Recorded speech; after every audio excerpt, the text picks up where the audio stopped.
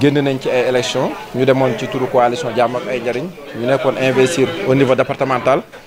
tey ñu daje woon doon évaluer parce que ku ne xam na ne nit bu wutee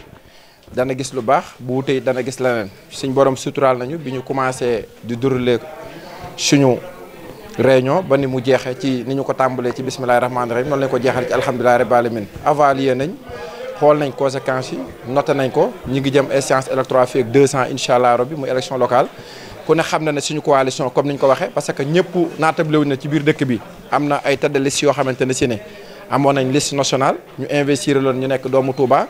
mais bu ñu mënee dem élection ci coalition bu bees ak parti bees jël 3e loolu defe naa ne victoire la te ndam la. écart bi mooy bari nit ñi ñoo tàmm xëy na bu ñu demee ci élection ku ñu jox présidentielle foog ñu jox la majorité. yaakaar naa loolu rek moo feeñ. li ñu yaakaaroon ni bu ñu ko defee du gën ci réew mi mooy jox la doole yëpp nga téye foog naa ni gis nañ tàmbale bi wàññeen wi ndax gis nañ ñu commencé néewal doole te jëmaguñ fenn loolu rek ñun lañ doon bañ ba tax ñu jàkkaarloo woon ak ñoom. dem nañ campagne yi ci non violence dem nañ élection ci non violence loolu nag dafa am lu muy tekki muy suñu coalition nga xam ne jàmm ak njariñ jàpp naa ne boo xoolee au niveau national coalition jàmm ak njariñ ñoo fi am seul tête de liste boo xam ne campagne ba après campagne amul benn violation bu mu def boo ñëwee ci département de Mbacké ñi mu fi investir tamit dugg nañ ci campagne bi génn ci campagne bi amul benn violation bu ñu fi def loolu nag dafa am ci kuñ ko jële muy suñu tête de liste muy président Amadou aussi ñuy sant yàlla nag li nga xam ne am nañ ko ci département bi parce que yombul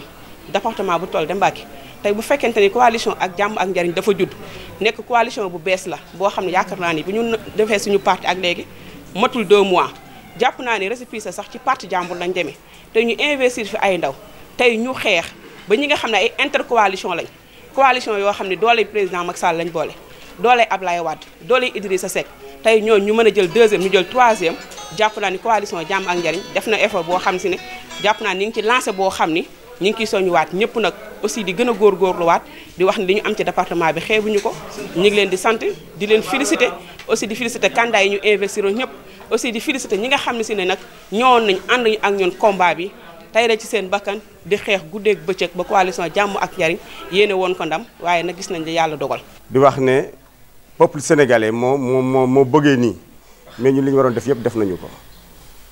ñoom ñoo jël choix jox majorité parti au pouvoir muy waa Pastef ñu leen di sant leen gërëm yàlla leen ndam ni jig mais nag loolu la ñuy wax li pël di wax xaala gasi wax bi jeex na li des mooy liggéey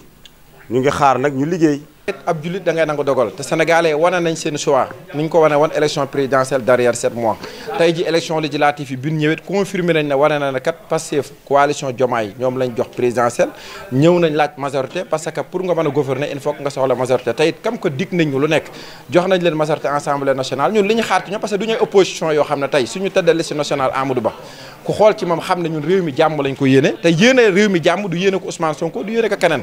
bu ñu sañoon mooy Sénégal train de vie bi ni ñu ko waxee woon dana wàññeeku courant bi dana wàññeeku justice bi indépendant la ñam mais loolu gisuñu ko parce que tey suñu frère comme mel ne Moustapha Diakhaté jàpp nañ ko ci loo xamante ne si ne ci histoire politique Sénégal Ousmane Sonko